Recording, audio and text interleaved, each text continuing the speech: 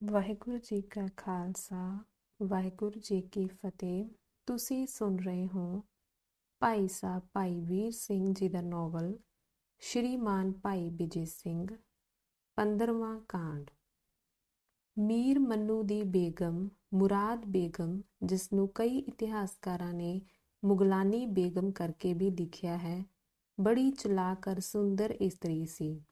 ਇਸਨੇ ਪਤੀ ਨੂੰ ਵੀ ਬਸ ਕਰ ਰੱਖਿਆ ਸੀ ਔਰ ਆਪਣੀ ਚਤੁਰਾਈ ਕਰਕੇ ਪਟਰਾਣੀ ਬਣ ਰਹੀ ਸੀ। ਉੱਪਰ ਲਿਖੀ ਰਾਤ ਮੰਨੂ ਨੇ ਉਸਦੇ ਚੁਬਾਰੇ ਸ਼ਰਾਬ ਬਹੁਤ ਪੀਤੀ ਸੀ ਔਰ ਨਸ਼ੇ ਦੇ ਸਰੂਰ ਵਿੱਚ ਬੇਗਮ ਨੇ ਉਸ ਨੂੰ ਇਉਂ ਉਂਗਲਾਂ ਤੇ ਨਚਾਇਆ ਕਿ ਸ਼ੀਲ ਕੌਰ ਨੂੰ ਸਿੱਖ ਕੈਦਨਾਂ ਵਿੱਚੋਂ ਕੱਢ ਲਿਆਉਣ ਦਾ ਔਰ ਉਸ ਨੂੰ ਬੇਗਮ ਬਣਾਉਣ ਦਾ ਸਾਰਾ ਕੱਚਾ ਚਿੱਠਾ ਕਹਿ ਬੈਠਾ। ਬੇਗਮ ਇਹ ਸੁਣ ਕੇ ਸੜ ਉੱਠੀ ਤੇ ਕਈ ਵਲਾਂ ਛਲਾਂ ਨਾਲ ਉਸ ਨੂੰ ਪੀਤੀ ਉੱਤੇ ਹੋਰ ਪਿਲਾਈ ਗਈ। ਜਦ ਪਤੀ ਬੇਸੁੱਧ ਹੋ ਗਿਆ ਤੇ ਰਾਤ ਵੀ ਅੱਧੀ ਬੀਤ ਗਈ ਤਾਂ ਬਾਹਰਲੇ ਛੱਜੇ ਪੁਰਾ ਬੈਠੀ ਤੇ ਮਨ ਨਾਲ ਗੋਂਦ ਗੁੰਦਣ ਲੱਗੀ ਕਿ ਇਸ ਨਵੀਂ ਸਿਰ ਤੇ ਪੈਣ ਵਾਲੀ ਬਲਾ ਤੋਂ ਕਿਉਕਣ ਬਚਾਂ।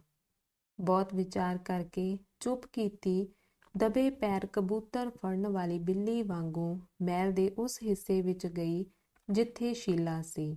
ਬੂਹੇ ਤਾਂ ਬੰਦ ਸਨ, ਪਰ ਝੀਤਾਂ ਵਿੱਚੋਂ ਕੀ ਦੇਖਦੀ ਹੈ ਕਿ ਦੀਵਾ ਬਲ ਰਿਹਾ ਹੈ ਅਰ ਸ਼ੀਲਾ ਪ੍ਰਾਰਥਨਾ ਕਰ ਰਹੀ ਹੈ। ਕਿਸੇ ਵੇਲੇ ਕੋਈ ਮਤਲਬ ਵੀ ਸਮਝ ਆ ਜਾਵੇ। ਇਹ ਦੇਖ ਕੇ ਉਸਦਾ ਕਲੇਜਾ ਠੰਡਾ ਹੋ ਗਿਆ ਅਰ ਮਨ ਨੇ ਤਸੱਲੀ ਦਿੱਤੀ ਕਿ ਇਹ ਤਾਂ ਗਰੀਬ ਗਊ ਹੈ ਔਰ ਆਪਣੇ ਅੱਗੇ ਆਈ ਵਡਿਆਈ ਨੂੰ ਬਿਪਤਾ ਸਮਝ ਕੇ ਬਚਣੇ ਲਈ ਵਾਸਤੇ ਪਾ ਰਹੀ ਹੈ। ਇਸ ਨੂੰ ਨਜਿੱਠ ਲੈਣਾ ਸੌਖੀ ਗੱਲ ਹੈ। ਇਹ ਸੋਚ ਕੇ ਨਿਸ਼ਚਿੰਤ ਹੋ ਗਈ ਤੇ ਜਾ ਕੇ ਸੌਂ ਰਹੀ।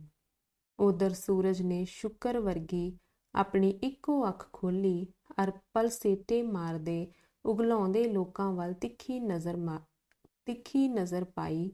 ਉਧਰ ਮੁਰਾਦ ਬੇਗਮ ਨੇ ਦੋਵੇਂ ਅੱਖਾਂ, ਜੋ ਸੂਰਜ ਨਾਲੋਂ ਵੀ ਤਿੱਖੀਆਂ ਸਨ, ਖੋਲ੍ਹੀਆਂ ਅਰ ਟੋਟ ਤੇ ਨੀਂਦ ਦੀ ਹੁੱਟ ਵਿੱਚ ਅਕੜਾਉਂਦੇ ਪਤੀ ਵੱਲ ਘੂਰ ਕੇ ਡਿੱਠਾ। ਪਲੰਗ ਤੋਂ ਉੱਠੀ ਅਰ ਪਤੀ ਨੂੰ ਪੱਖਾ ਕਰਕੇ ਸੁਆ ਦਿੱਤਾ। ਆਪ ਨਹਾ ਧੋ 16 ਸਿੰਗਾਰ ਕਰਕੇ ਪਤੀ ਨੂੰ ਫੇਰ ਜਗਾਇਆ ਅਰ ਤਿਆਰ ਕਰਕੇ ਕੁਛ ਖਵਾ ਪਿਆ ਕੇ 2 ਗੋਲੀਆਂ ਪਹਿਰੇਦਾਰ ਨਾਲ ਕਰਕੇ ਰਾਜ ਦਰਬਾਰ ਦੇ ਜ਼ਰੂਰੀ ਕੰਮਾਂ ਦੇ ਭੱਜ ਡਿਉ ਬਾਹਰ ਕੀਤਾ। ਅੱਗੋਂ 2 ਬੇਗਮ ਦੇ ਭੇਤੀ ਅੜਦੱਲੀ ਨਾਲ ਹੋ ਤੁਰੇ। ਹਾਕਮ ਸਾਹਿਬ ਤਾਂ ਦਰਬਾਰ ਵਿੱਚ ਜਾ ਬੈਠੇ ਅਰ ਪੰਜਾਬ ਵਰਗੇ ਮੁਸ਼ਕਲਾਂ ਨਾਲ ਭਰੇ ਦੇਸ਼ ਦੇ ਇੰਤਜ਼ਾਮ ਵਿੱਚ ਰੁੱਝ ਗਏ। ਉਧਰ ਬੇਗਮ ਸਾਡੀ ਸ਼ੀਲ ਕੌਰ ਪਾਸ ਪਹੁੰਚੀ ਤੇ ਉਸਨੂੰ ਗੱਲੀ ਬਾਤੀ ਛੇਤੀ ਪਰਚਾ ਲਿਆ। ਬੇਗਮ, ਮੇਰੀ ਪਿਛਲੇ ਜਨਮ ਦੀ ਭੈਣ, ਕਿੰਨੇ ਚਿਰਾਂ ਦੇ ਵਿਛੜੇ ਮਿਲੇ ਹਾਂ। ਅਸੀਂ ਪਿੱਛੋਂ ਇੱਕੋ ਹੀ ਹਾਂ, ਘਬਰਾ ਕੇ ਨਾ ਤੱਕੋ। ਮੈਂ ਸੱਚ ਕਹਿੰਦੀ ਹਾਂ, ਅਸੀਂ ਪਿੱਛੋਂ ਭੈਣਾਂ ਹਾਂ। ਮੈਂ ਖਬਰੇ ਕੀ ਕੋਟੇ ਕਰਮ ਕਰ ਬੈਠੀ ਜੋ ਤੁਰਕਾਂ ਦੇ ਘਰ ਜੰਮ ਪਈ, ਸੋ ਹੁਣ ਨਿਰਬਾਹ ਕਰਨਾ ਹੀ ਹੋਇਆ ਨਾ। ਕੱਲ ਸੰਝ ਨੂੰ ਜਦ ਮੈਂ ਸੁਣਿਆ ਸੀ ਕਿ ਤੂੰ ਇੱਥੇ ਫਾਂਦੀ ਆਈ ਹੈ, ਮੇਰੇ ਪੈਰਾਂ ਹੇਠੋਂ ਮਿੱਟੀ ਨਿਕਲ ਗਈ। ਆਖਾਂ, ਹਾਏ ਹਾਏ, ਕੀ ਬਣੇਗਾ। ਸਿੱਖਾਂ ਦੀਆਂ ਧੀਆਂ ਤਾਂ ਕਦੇ ਧਰਮ ਨਹੀਂ ਹਾਰਦੀਆਂ, ਕਿਤੇ ਵਿਚਾਰੀ ਨੂੰ ਜਿੰਦ ਨਾ ਦੇਣੀ ਪਵੇ।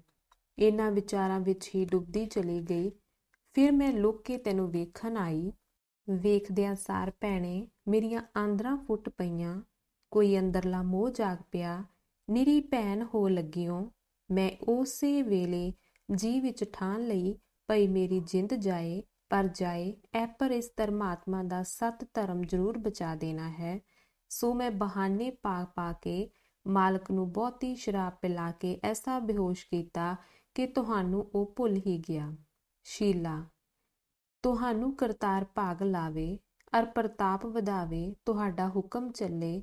ਤੁਸੀਂ ਜੋ ਕੁਛ ਆਖਿਆ ਹੈ, ਮੈਂ ਅਨਾਥਨੀ ਤੇ ਵੱਡੀ ਦਇਆ ਕੀਤੀ ਹੈ। ਬੇਗਮ, ਬੀਬੀ, ਕਾਹਦੀ ਦਇਆ? ਪਰ ਦੇਖੋ ਨਾ ਕੀ ਕਰੀਏ। ਸਮਾਂ ਬੜਾ ਕਰੜਾ ਆ ਗਿਆ ਹੈ।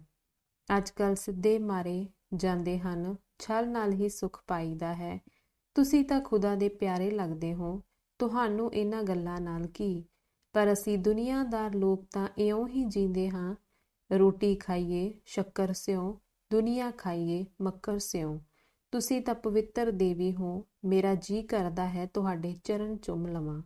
ਸ਼ੀਲਾ, ਸ਼੍ਰੀ ਵਾਹਿਗੁਰੂ। ਬੇਗਮ ਜੀ, ਤੁਸੀਂ ਤਾਂ ਹੋ ਦੇਸ਼ ਦੇ ਰਾਜੇ। ਅਸੀਂ ਭਾਵੇਂ ਹਾਂ ਤਾਂ ਸ਼ੇਰ ਸੁਭਾਅ ਵਾਲੇ, ਪਰ ਇਸ ਵੇਲੇ ਹਾਂ ਤੁਹਾਡੇ ਕੈਦੀ, ਪਰਵਸ ਪਏ ਹੋਏ। ਉਤੋਂ ਤੁਸੀਂ ਕਹਿ ਰਹੇ ਹੋ ਕਿ ਤੁਸੀਂ ਮੇਰੇ ਧਰਮ ਦੀ ਰਾਖੀ ਕਰੋਗੇ। ਇਹ ਮੇਰੇ ਤੇ ਇਹਸਾਨ ਚੜਾ ਰਹੇ ਹੋ। ਮੈਨੂੰ ਕੋਈ ਸੇਵਾ ਦੱਸੋ। ਬੇਗਮ, ਸੇਵਾ ਕੀ, ਤੁਸੀਂ ਮੈਨੂੰ ਭੈਣ ਬਣਾ ਲਵੋ ਨਾ। ਸ਼ੀਲਾ, ਭੈਣਾ ਬੰਨਾ ਤਾਂ ਦੁਵੱਲੀ ਖੁੱਲ੍ਹ ਵਿੱਚ ਵਸਦਿਆਂ ਹੋ ਸਕਦਾ ਹੈ, ਨਾਲੇ ਹੈਸੀਅਤ ਇੱਕੋ ਜਿਹੀ ਹੋਵੇ। ਹੁਣ ਤੁਸੀਂ ਬੇਗਮ ਤੇ ਮੈਂ ਕੈਦਨ। ਬੇਗਮ, ਨਾ ਭੈਣ, ਇਹ ਗੱਲਾਂ ਛੱਡ ਦਿਓ। ਤੁਸਾਂ ਦਾ ਅਸਲਾ ਸ਼ਰੀਫ ਹੈ। ਤੁਸੀਂ ਸੱਚੇ ਤੇ ਉੱਚੇ ਲਹੂ ਵਾਲੇ ਦਿਸ ਰਹੇ ਹੋ। ਕੈਦ ਤੁਹਾਡੀ ਮੁੱਕ ਚੁੱਕੀ ਹੈ। ਹੁਣ ਤੁਸੀਂ ਖੁੱਲ੍ਹ ਦੇ ਘਰ ਹੋ। ਹੁਣ ਮੈਨੂੰ ਭੈਣ ਬਣਾ ਲਓ। ਤੁਸੀਂ ਗੁਣਾਂ ਦੀ ਖਾਨ ਹੋ। ਤੁਹਾਡੇ ਆਸਰੇ ਕੁਝ ਮੈਂ ਵੀ ਸਿੱਖ ਮਤ ਪਾ ਲਵਾਂਗੀ। ਸ਼ੀਲਾ, ਮੈਂ ਕੌਣ ਵਿਚਾਰੀ ਹਾਂ। ਬੇਗਮ, ਹੱਠ ਛੱਡੋ। ਇੱਕ ਵੇਰੀ ਭੈਣ ਆਖੋ, ਨਹੀਂ ਤਾਂ ਤੁਹਾਡੇ ਸਿਰ ਦੀ ਸਹੁੰ ਮੈਨੂੰ ਪਾਣੀ ਪੀਣਾ ਹਰਾਮ ਜੇ। ਸ਼ੀਲਾ, ਸ਼੍ਰੀ ਵਾਹਿਗੁਰੂ, ਮੇਥੋਂ ਇਹ ਨਾ ਖਵਾਓ। ਉਂਝ ਜੋ ਸੇਵਾ ਚਾਹੋ, ਜੇ ਉਹ ਖਰੀ ਹੋਵੇ ਤਾਂ ਮੈਂ ਨਾਬਰ ਨਹੀਂ। ਬੇਗਮ, ਆਓ ਫੇਰ, ਜੇ ਨਹੀਂ ਕਹਿੰਦੇ ਤਾਂ ਮੈਂ ਹੱਥ ਕਟਾਰ ਦੇ ਦਸਤੇ ਤੇ ਜਾ ਪੁੱਜਾ। ਸ਼ੀਲਾ, ਵਾਹਿਗੁਰੂ ਜੀ, ਹੈ ਇਹ ਕੀ? ਹੱਥ ਫੜ ਕੇ। ਭੈਣ ਕਹਿਣ ਵਿੱਚ ਮੈਨੂੰ ਕੋਈ ਉਜਰ ਨਹੀਂ। ਤੁਸੀਂ ਸਮਰੱਥ ਤੇ ਸੁਤੰਤਰ ਹੋ, ਨਿਭਾ ਸਕਦੇ ਹੋ। ਮੈਂ ਬੰਦੀ ਵਿੱਚ ਹਾਂ। ਮੇਰਾ ਨਿਭਣਾ ਭੈਣ ਬਣ ਕੇ ਬਹੁਤ ਕਠਿਨ ਹੈ। ਮਿੱਤਰਤਾ ਬਰਾਬਰ ਦਿਆਂ ਵਿੱਚ ਤੇ ਖੁੱਲ੍ਹ ਵਿੱਚ ਪੁੱਗਦੀ ਹੈ। ਮੈਂ ਤੁਹਾਡੀ ਸ਼ੁਭ ਇੱਛਕ ਹਾਂ, ਪਰ ਭੈਣ ਮੂੰਹੋਂ ਨਾ ਕਢਵਾਓ। ਬੇਗਮ, ਕਟਾਰ ਕੱਢ ਕੇ, ਐ ਲਓ, ਜੇ ਨਹੀਂ ਮੰਨਦੇ ਤਾਂ ਮੈਂ। ਸ਼ੀਲਾ, ਹੱਥ ਫੜ ਕੇ, ਨਾ ਭੈਣ, ਇਹ ਕੰਮ ਨਾ ਕਰ। ਮੈਨੂੰ ਜੋ ਕਹੋ, ਹਾਜ਼ਰ ਹਾਂ। ਭੈਣ ਪਦ ਮੂੰਹੋਂ ਨਿਕਲਣ ਦੀ ਢਿੱਲ ਸੀ ਕਿ ਬੇਗਮ ਨੇ ਘੁੱਟ ਕੇ ਛਾਤੀ ਨਾਲ ਲਾ ਲਿਆ ਅਰ ਰੋ ਪਈ। ਪਿਆਰੀ ਭੈਣ, ਮੇਰੇ ਦਿਲ ਦਾ ਦੁੱਖ ਵੰਡਣ ਵਾਲੀ ਦਰਦਨ ਮੇਰੇ ਪਾਸ ਕੋਈ ਨਹੀਂ। ਮੇਰੇ ਉਦਾਲੇ ਨੌਕਰਾਣੀਆਂ ਤੇ ਮਤਲਬ ਨੂੰ ਪਿਆਰ ਕਰਨ ਵਾਲੀਆਂ ਬਥੇਰੀਆਂ ਹਨ, ਪਰ ਅੱਜ ਖੁਦਾ ਨੇ ਤੂੰ ਮੇਲੀ ਹੈ। ਸ਼ੁਕਰ ਹੈ ਉਸ ਦੀ ਦਰਗਾਹ ਦਾ, ਜਿਹਨੇ ਮੇਰੇ ਹਾਲ ਤੇ ਰਹਿਮ ਕੀਤਾ ਹੈ। ਸ਼ੀਲਾ, ਸ਼ੁਕਰ ਦੀ ਥਾਂ ਤਾਂ ਮੈਨੂੰ ਹੈ, ਜਿਸ ਦਾ ਐਸੇ ਵੇਲੇ ਅਕਾਲ ਪੁਰਖ ਤੋਂ ਛੁੱਟ ਕੋਈ ਦਰਦੀ ਨਹੀਂ। ਸੋ ਉਸ ਮਿਹਰਾਂ ਵਾਲੇ ਸਾਈ ਨੇ ਐਸੀ ਔਕੜ ਦੇ ਵੇਲੇ ਤੁਹਾਨੂੰ ਮੇਰਾ ਸੱਜਣ ਬਣਾਇਆ ਹੈ ਕਿ ਜਿਸ ਵੇਲੇ ਕੋਈ ਕਿਸੇ ਦਾ ਨਹੀਂ ਬਣਦਾ। ਇਸ ਭਾਰੀ ਪ੍ਰਣ ਨੂੰ ਜੋ ਅੱਜ ਮੈਂ ਧਾਰ ਲਿਆ ਹੈ, ਕਰਤਾਰ ਸਿਰੇ ਚੜਾਵੇ। ਮੇਰੇ ਵਿੱਚ ਸਮਰੱਥਾ ਨਹੀਂ, ਪਰ ਗੁਰੂ ਮੇਰੀ ਟੇਕ ਰੱਖੇ। ਹਾਂ, ਇੱਕ ਧਰਮ ਤੁਸੀਂ ਵੀ ਮੇਰੇ ਨਾਲ ਪਾਲਣ ਦਾ ਕੌਲ ਕਰੋ। ਬੇਗਮ, ਦੱਸੋ ਭੈਣ ਜੀ, ਮੈਂ ਤੁਸਾਂ ਦੇ ਸੁੱਖ ਵਿੱਚ ਸੁੱਖ ਮਨਾਵਾਂਗੀ।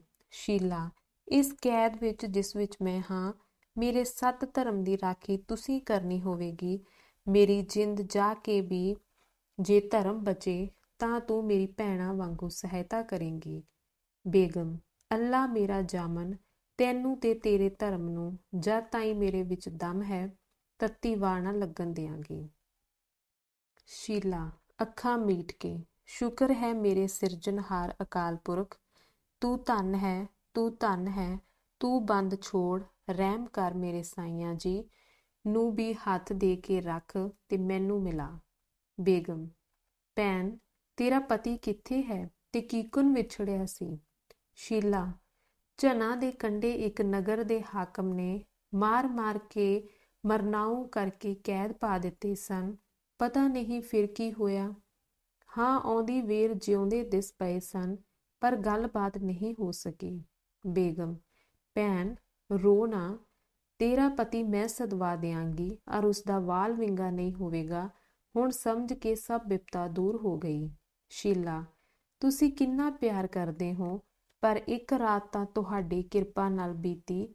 ਇਸ ਮਕਾਨ ਵਿੱਚ ਰਹਿ ਕੇ ਕਦ ਤੱਕ ਬੱਕਰੇ ਦੀ ਮਾਂ ਸੁਖਣਾ ਸੁੱਖ ਕੇ ਲੰਘਾਵੇਗੀ। ਬੇਗਮ, ਪਿਆਰੀ ਭੈਣ, ਜਦ ਤੱਕ ਮੇਰੇ ਦਮ ਵਿੱਚ ਦਮ ਹੈ, ਕਿਸੇ ਦੀ ਮਜਾਲ ਹੈ ਕਿ ਤੁਹਾਡੀ ਵਾਹ ਵੱਲ ਵੀ ਤੱਕ ਸਕੇ। ਸ਼ੀਲਾ, ਕਰਤਾਰ ਤੈਨੂੰ ਭਾਗ ਲਾਵੇ ਤੇ ਆਪਣਾ ਭਉ ਬਖਸ਼ੇ। ਬੇਗਮ, ਭੈਣ ਜੀ, ਮੇਰੇ ਕਹੇ ਤੁਰੀ ਚੱਲਣਾ ਫਿਰ ਕੋਈ ਤੌਖਲਾ ਨਹੀਂ। ਇਸ ਪ੍ਰਕਾਰ ਗੱਲਾਂ ਬਾਤਾਂ ਕਰਕੇ ਬੇਗਮ ਵਿਦਾ ਹੋਈ। ਬੇਗਮ ਦੇ ਹੁਕਮ ਮੂਜਬ 2-1 ਖਤਰਾਣੀਆਂ ਟਹਿਲਣਾ ਸੇਵਾ ਲਈ ਆ ਗਈਆਂ। ਮਾਂ ਪੁੱਤ ਨੇ ਇਸ਼ਨਾਨ ਕੀਤਾ, ਪ੍ਰਸ਼ਾਦ ਛਕਿਆ, ਕੱਪੜੇ ਵਟਾਏ, ਮੈਲੇ ਬਸਤਰ ਟਹਿਲਣਾ ਧੋਣ ਦੇ ਬਹਾਨੇ ਬੇਗਮ ਪਾਸ ਲੈ ਗਈਆਂ। ਮਾਂ ਪੁੱਤਰ ਨੇ ਸਾਰਾ ਦਿਨ ਸ਼ੁਕਰ ਕਰਕੇ ਬਿਤਾਇਆ। ਸੰਝ ਹੁੰਦੇ ਹੀ ਬੇਗਮ ਦੇ ਹੁਕਮ ਅਨੁਸਾਰ ਸ਼ੀਲ ਕੌਰ ਉਸ ਦਲਾਨ ਤੋਂ ਟਹਿਲਣਾ ਸਣੀ ਕਿਸੇ ਦੁਰੇਡੇ ਚੁਬਾਰੇ ਵਿੱਚ ਬਦਲੀ ਗਈ। ਸੰਝ ਹੋ ਗਈ, ਹਨੇਰਾ ਛਾ ਗਿਆ।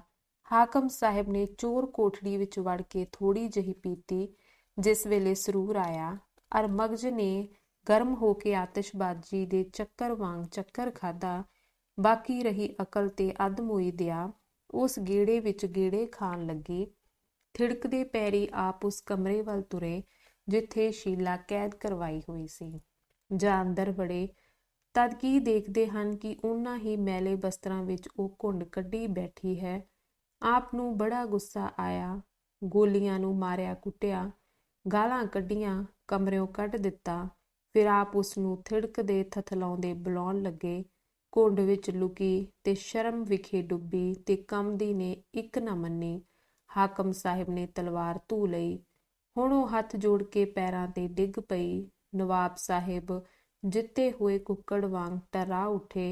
देख हमने अपना हुक्म पूरा किया, सिख की बीवी को मना लिया, अब बेगम बनाएंगे, पंजाब की मलका कहलाएगी। ਤੇ ਇਸ ਤਰ੍ਹਾਂ ਦੇ ਬਕਵਾਸ ਤੇ ਝੋਕਿਆਂ ਤੇ ਨਸ਼ੀਲੀਆਂ ਉਂਗਾਂ ਵਿੱਚ ਸੀ। ਨਵਾਬ ਕੀ ਬੀਬੀ ਨੂੰ ਕੱਪੜੇ ਬਦਲਣੇ ਪਏ ਅਰ ਸ਼ਿੰਗਾਰ ਲਾਉਣੇ ਪਏ, ਪਰ ਪਹਿਲੋਂ ਕਿਸੇ ਲੁਕਵੇਂ ਹੱਥ ਨੇ ਸ਼ਮਾ ਨੂੰ ਵੱਡਾ ਕਰ ਦਿੱਤਾ ਸੀ। ਹੁਣ ਰਾਤ ਇਸ ਤਰ੍ਹਾਂ ਬੀਤ ਗਈ ਜੇਕਰ ਕੋਈ ਕਾਲੇ ਰੰਗ ਦੀ ਬਿਜਲੀ ਦੁਪਹਿਰ ਵੇਲੇ ਧੁੱਪ ਰੂਪੀ ਬੱਦਲਾਂ ਵਿੱਚੋਂ ਦੌੜ ਕੇ ਇਉਂ ਗੁੰਮ ਹੋ ਜਾਵੇ, ਜੇਕਰ ਜੋਗੀ ਪੁਰਖ ਦੇ ਹਿਰਦੇ ਵਿੱਚੋਂ ਸੰਗ ਦੋਖ ਕਰਕੇ ਮੰਦ ਵਾਸ਼ਨਾ ਇੱਕ ਝਲਕਾ ਦੇ ਕੇ ਕੁਸੰਗ ਦੂਰ ਹੋਏ ਤੇ ਗੁੰਮ ਹੋ ਜਾਂਦੀਆਂ ਹਨ। ਮਾਨੋ ਕਮੀਲੇ ਦੀ ਅੱਗ ਭਬਾਕਾ ਦੇ ਕੇ ਸੁਆਹ ਹੋ ਗਈ, ਪਰ ਸੜਿਆ ਕੁਝ ਵੀ ਨਾ।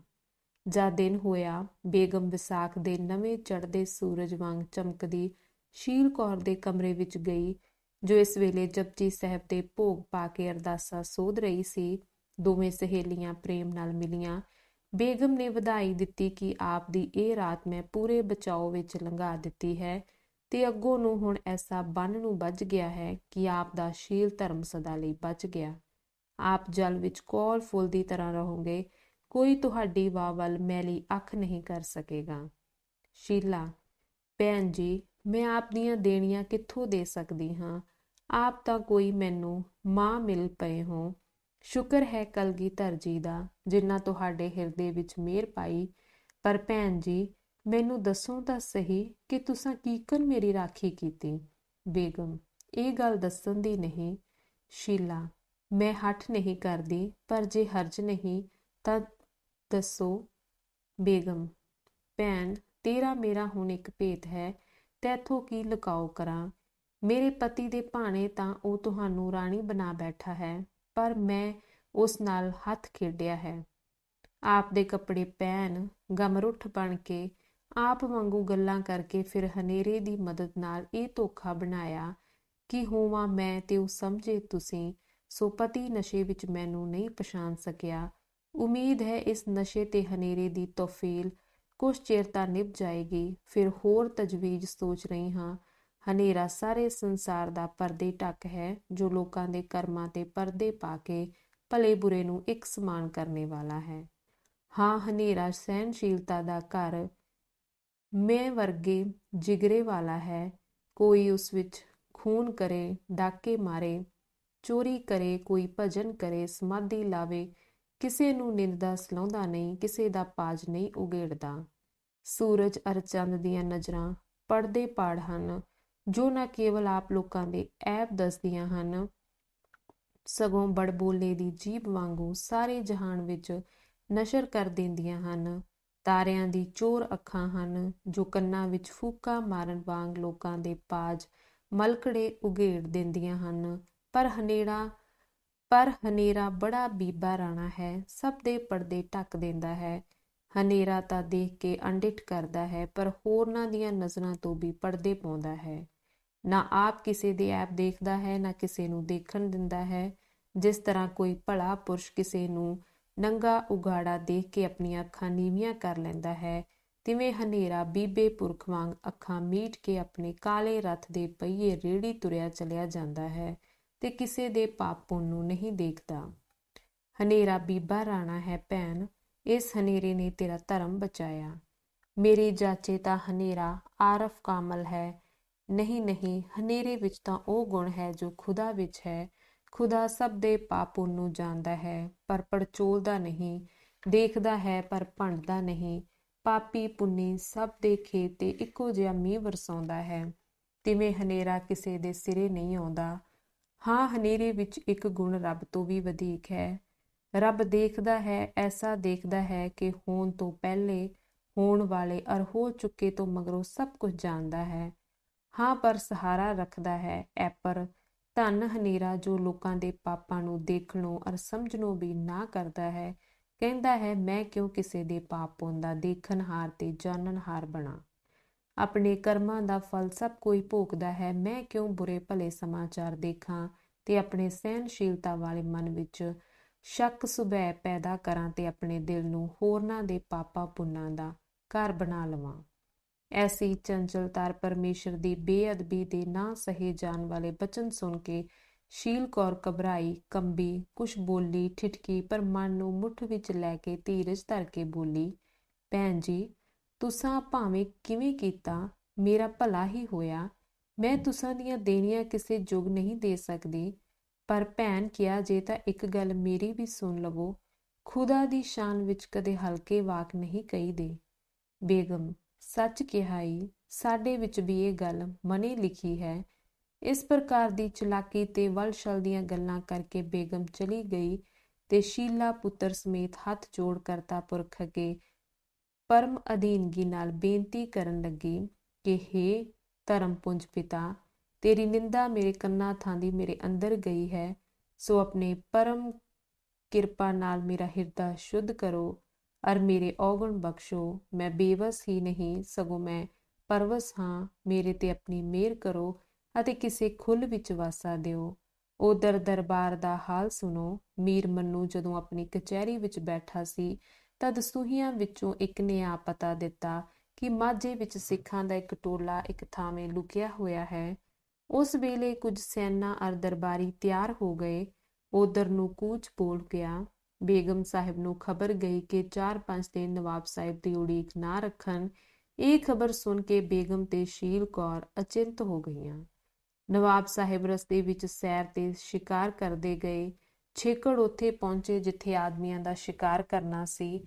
ਪੰਡੋਰੀ ਪਿੰਡ ਦੇ ਲਾਗੇ ਇੱਕ ਕਮਾਦ ਦਾ ਭਾਰੀ ਖੇਤ ਸੀ। ਸਿੰਘ ਬਾਲ ਬਿਰਧ ਜਵਾਨ ਇਸ ਵਿੱਚ ਲੁਕੇ ਹੋਏ ਸੈਂ। ਇਹ ਵਿਚਾਰੇ ਝੱਲਾਂ ਰੁੱਖਾਂ ਵਿੱਚ ਛਿਪ ਕੇ ਸਮਾਂ ਕੱਟ ਰਹੇ ਸੈਂ। ਖਾਣੇ ਪੀਣੋਂ ਵੀ ਵਿਰਵੇ ਰਹਿ ਜਾਂਦੇ ਸਨ। ਕੰਡਿਆਂ ਤੇ ਮੌਸਮ ਦੀਆਂ ਕਰੜਾਈਆਂ ਨਾਲ ਕੱਪੜਿਆਂ